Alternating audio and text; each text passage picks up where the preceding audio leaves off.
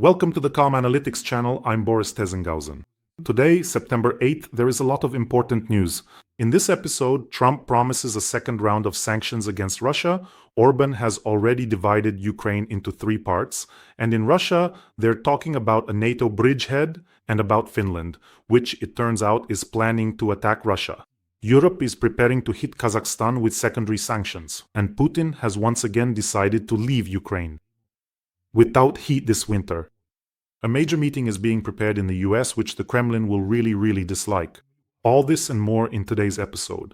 There will be a lot of interesting things, so if you're new to this channel, subscribe so you don't miss the next episodes. So Donald Trump has stated that he is ready to move on to the second stage of sanctions against Russia. I quote, "No one has been tougher on Russia than I have. But I am not satisfied with what is happening." This is Trump commenting on yesterday's massive attack on Ukraine. Let me remind you, yesterday Putin struck Ukraine with a record number of drones. 810 of them were launched at Kyiv.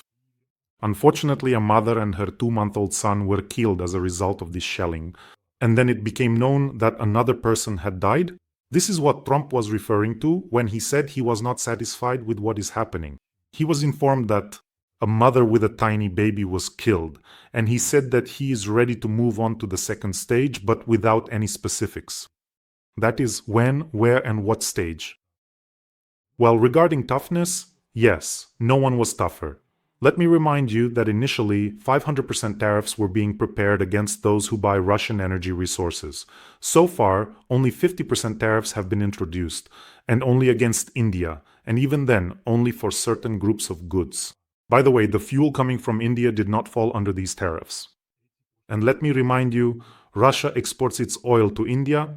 This oil is processed at Indian refineries and then, as petroleum products, gasoline, diesel, kerosene, it is sold all over the world. So Donald Trump, I don't even know how many times now, has said right now, now, and it turns out we're already at the second stage of sanctions. Russia can't recover from the first one, can't get back on its feet, and here comes the second right away. Well, and one more thing. Donald Trump said that in the coming days he will talk to Putin again. Honestly, I don't know, haven't they talked enough already? Maybe, well, what is this? What are these pauses about? It's just, he doesn't want to, it's like you have to take an adult stance and finally do it.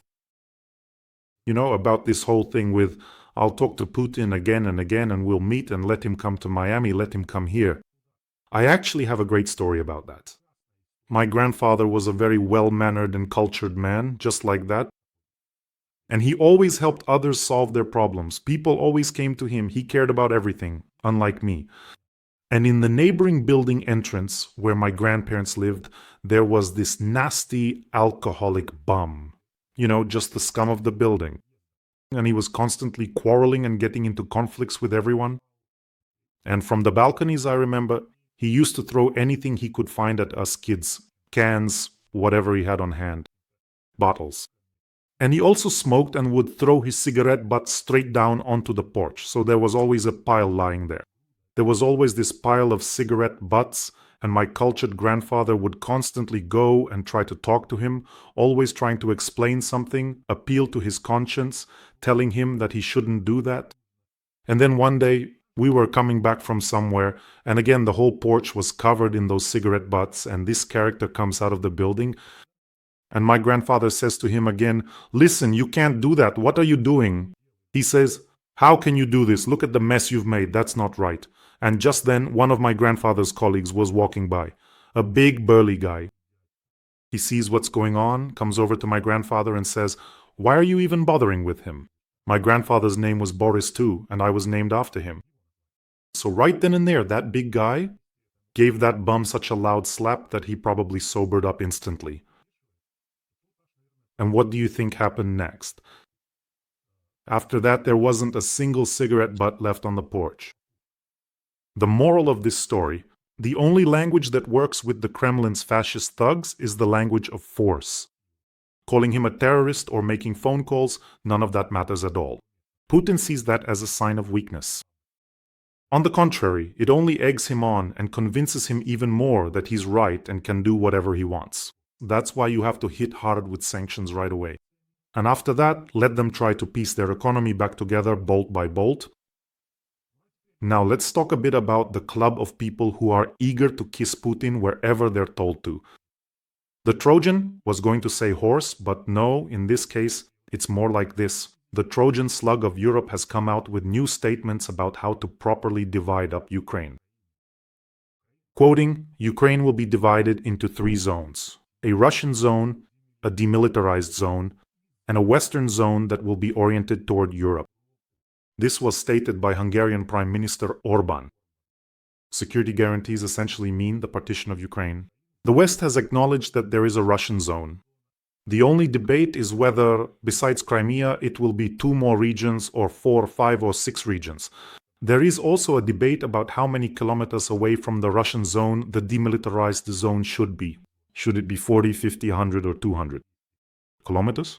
Look at him, what a clever guy. He's already divided everything up, split it all, see how generous he is. He says maybe 5, maybe 6 regions. Let me just remind you that Putin can't even occupy Donbas, the very 2 regions Orban is talking about, Donetsk and Luhansk. For many years now he has turned them into a dump without water or proper living conditions, has basically destroyed the region, and now he wants more. So in other words, let me ruin even more. I'm curious. Recently, Donald Trump accused Europe and demanded that they stop buying Russian oil. The essence of this accusation, the main point, is that it is specifically directed at 2 countries, Hungary and Slovakia. Orban and Fico, because they are the ones who continue to buy this oil. I know I have viewers in Hungary, quite a few actually, and by the way, thank you for the information you send. It's really valuable to actually understand what's happening inside the country. So, here's an idea for normal, adequate, opposition Hungarian media. It would be really interesting if one of the journalists at the press conference, Orban was asked whether Hungary would continue to buy Russian oil and gas, despite the fact that Trump is demanding they stop. And oh, that will be quite a spectacle. What do you think? Will Orban start up his old tune again about energy independence and how no one has the right to tell Hungary what to buy, where to buy it, and so on? Or will he just awkwardly stay silent because it was Donald Trump who made the demand? It would be interesting to see, wouldn't it? Let me remind you, friends, while some are dividing up Ukraine and doing everything they can to help Putin, our soldiers are performing incredible feats. Not only are they holding back the Russian army, but they're also liberating settlements that were previously occupied. By the way, in that very direction, Donetsk towards Pokrovsk. And that's why I want to remind you that we have a very important fundraiser going on. It's for the separate Bohdan Khmelnytsky brigade, who are fighting right now in the Pokrovsk direction. We've already collected more than half of the needed amount together with you. Right now they are in urgent need of transport. I urge you, let's channel all our hatred and anger into donations and help our defenders. This will truly speed up the destruction of those who came to our land. And for every life taken, for every child's tear, the best way to get revenge is to support our warriors. Believe me, they will do it for us. They will take revenge so thoroughly it won't go unnoticed. The link to donate is in the description. The link to donate is in the comments. There's mono, there's private, and PayPal is available for those who want to help from abroad. I see everyone, and I am sincerely grateful to all of you for supporting Ukraine and our...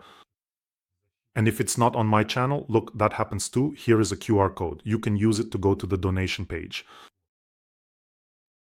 After Dmitry Medvedev inspected the border between Russia and Finland, he concluded that Finland is preparing a staging ground for an attack on Russia. This is not a joke. I don't know, here, it's more like Finland is preparing an attack on Medvedev himself. In the amount of, 2 bottles. But we all understand that such statements aren't made for no reason. And he wasn't just inspecting the border, sneaking around in the bushes for nothing. I quote, Deputy Chairman of the Security Council of the Russian Federation Dmitry Medvedev, in an opinion column for TASS, which he titled The New Finnish Doctrine, Stupidity Lies in Gratitude, stated that Finland is preparing a springboard for an attack on Russia after joining NATO. Here are the key quotes. After joining NATO under the guise of defensive measures, Helsinki is pursuing a confrontational course, preparing for war with Russia. It seems they are preparing a springboard for an attack on us, writes Medvedev. Well then, when it came to specific points, Medvedev pointed out the following: that an advanced land forces headquarters has been deployed in Lapland, and that new garrisons have appeared in Ivalo, which is only 40 kilometers from the Russian border. Well, what do you think? Or rather, let's put it this way. They've always had a problem with the root cause. Why did Finland and Sweden for decades and decades maintain neutrality and then suddenly decide to join NATO so abruptly? Why do you think that is, interestingly enough? And after what event did all this happen, and then everyone rushed to join NATO in such a hurry? So what happened? Maybe it's because Russia attacked Ukraine and showed that they're completely irrational? History teaches them nothing. Here it's clear that this is just another brick in the big doctrine of demonizing the West and NATO. Enemies are everywhere, they want to attack Russia. But so far, for some reason, it's only Russia that's attacking everyone. By the way, the president of Finland developed a very warm relationship with Donald Trump. And it was noticeable, not just because of playing golf together, or maybe only because of that. I think that Alexander Stubb will be happy to convey these points correctly in the near future. These aggressive messages will be delivered where they need to go. He'll discuss them with his colleague and friend Donald Trump. Not so long ago, Trump already put Medvedev in his place. You remember when Medvedev suddenly woke up, this half-assembled, partially liquid ethyl terminator, probably not quite right maybe, pulled himself together and wrote that Russia could transfer nuclear weapons to someone. After that, what did Trump say? What did I not hear? Medvedev said. Or rather, he wrote, "No, that's not it. I was just joking. It wasn't me. Let me go. I want my mom." By the way, maybe he could. After this conversation with Mr. Stubb, Trump really will go for that very second stage of sanctions. If war and murder aren't convincing enough arguments, maybe persuasion from a friend will work. By the way, friends, don't forget to subscribe to this channel. And your hair will be soft and silky. Now, regarding whether the West has recognized something or not, or that Putin isn't afraid of sanctions at all. I mean, the West has recognized, according to Orban, that Ukraine needs to be divided. Who did he mean? Himself, the EU, or someone else? Well, that's how it is in general. And Putin isn't afraid of sanctions. Here's that argument again. Is he afraid? Very much so. The fact that Russia's GDP growth has started to slow down quite significantly, and there's a hole in the Russian budget, which is already approaching 10 trillion, and entire industries are collapsing, shows that now is the perfect time to strike a blow against the Russian economy. That very same second or third stage of sanctions, that is Putin practically every day, now openly gives discouraging forecasts, and I am 200% sure that they've already dipped into the money. Into citizens' deposits. It's just that ordinary people don't know about it yet. When they find out, it'll be too late. The surprise will come when the 90s repeat themselves, with hyperinflation and the instant devaluation of money and savings. When it returned, the planned economy and the ties between the republics, together with the Soviet Union, all came back together. But overall, inflation in the early 90s was thousands of percent per year. I remember that moment very well, when my parents, who had saved money all their lives, kept it in Sberbank, when they received those savings, which they had been putting away there all their lives, bought them groceries for just one day. With that money. That's how much the savings had depreciated. So for Russians too, such a surprise will most likely happen, but unfortunately not as quickly as we would like. In fact, the government has already dipped into Russian savings because Russian state banks are financing the Russian military-industrial complex. And just so you don't doubt that everyone around is an enemy, the official mouthpiece of the Kremlin, Foreign Minister Lavrov, said the following. After the collapse of the USSR, Western countries made efforts to weaken Russia rather than to develop equal relations with Moscow. I mean, have you completely lost your mind over there? Well, yeah, obviously, he's the modern-day Ribbentrop. What else could he possibly say? When the USSR collapsed, there were illusions that the West would grant us equality in international affairs. It never wanted that. It continued its policy of weakening Russia, and Lavrov also added that the current Western world, primarily the European countries, also want to weaken Russia. According to Lavrov, unlike the West, Russia did not seek to weaken anyone, but rather to unite, including through the creation of the CS. It was the West that sought to weaken them. That's what they were striving for, and it's not for nothing that those 90s came to my mind. Bush's chicken legs, when store shelves were empty, there was simply no food at all. They wanted to weaken you so much that they supplied millions of tons of chicken meat, cheap protein, just so you wouldn't starve to death. Oh my! In 1992, the Bush administration allocated $24 billion. These were loans, humanitarian supplies, food and medicine. That is, baby food loans for purchasing equipment.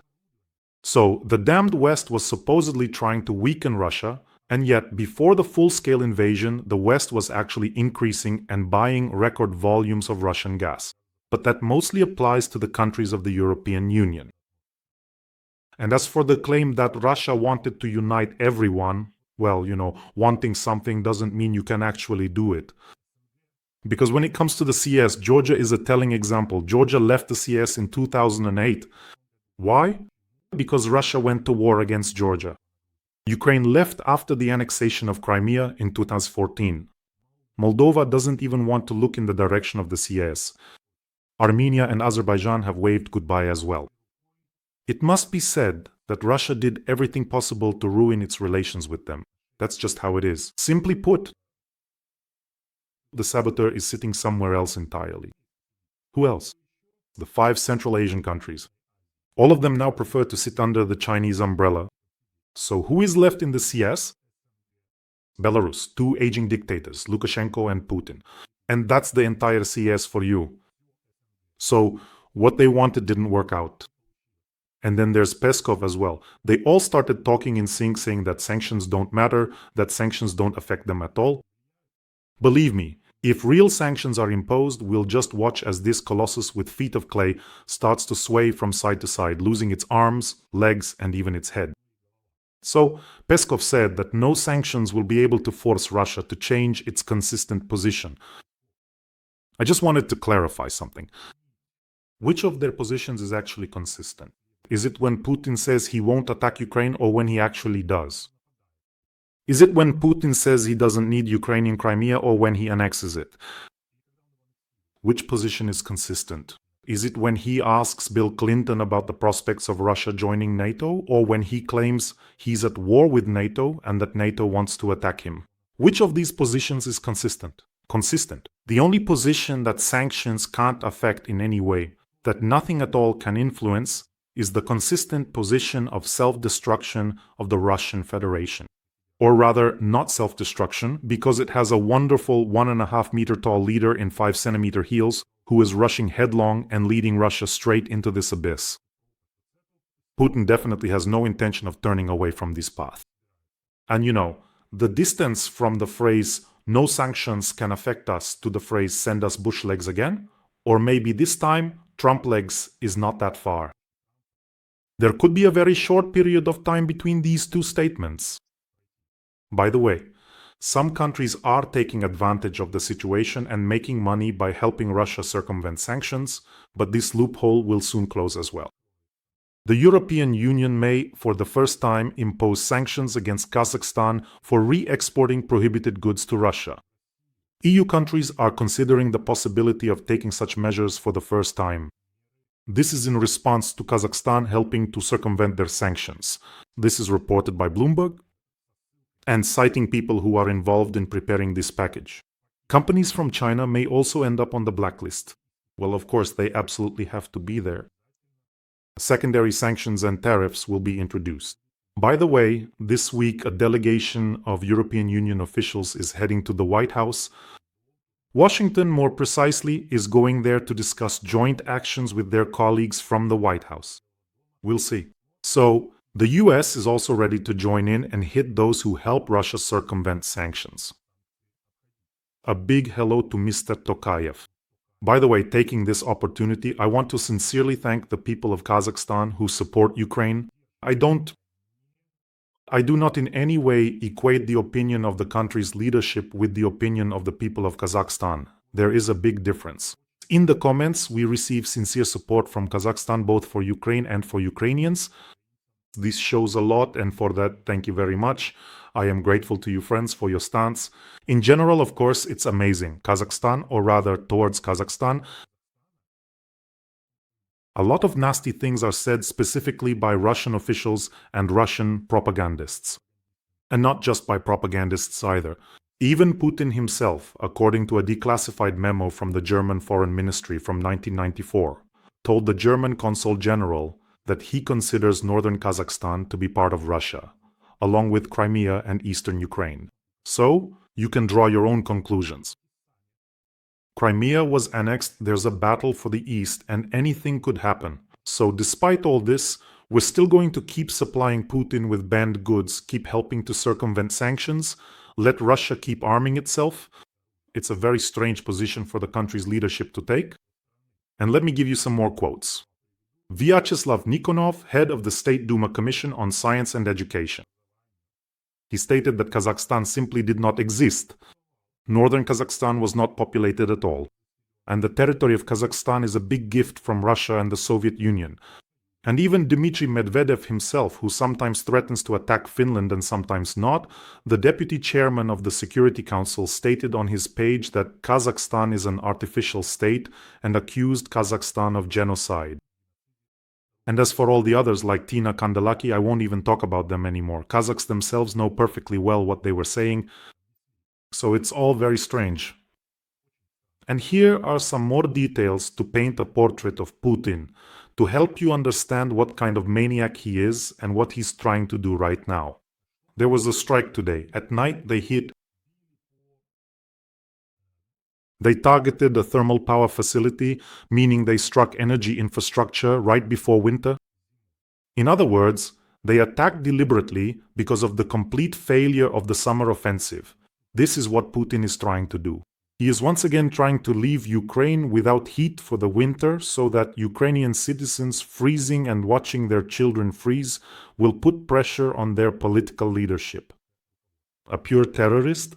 An absolute terrorist? But of course, you can't call him that, can you? Excuse me? He kills children and the elderly, wipes cities off the face of the earth, wants to try once again to freeze the people of Ukraine, but you can't call him a terrorist. And you can even be proud of having a good relationship with him. This is the kind of world we live in now. Well, why call him a terrorist? Because he is one. I will keep reminding everyone of the definition of terrorism in the context of attacks on energy infrastructure and thermal power facilities.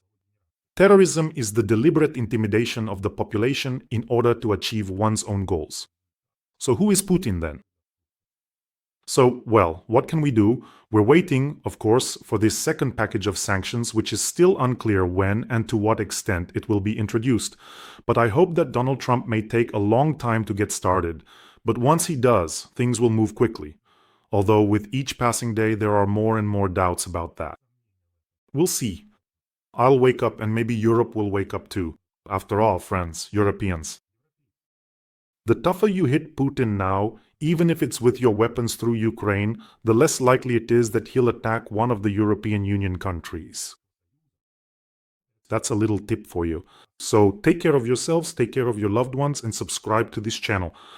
Friends, I really ask you, let's support the fundraiser for our defenders. Wishing us all a peaceful day and, of course, glory to Ukraine.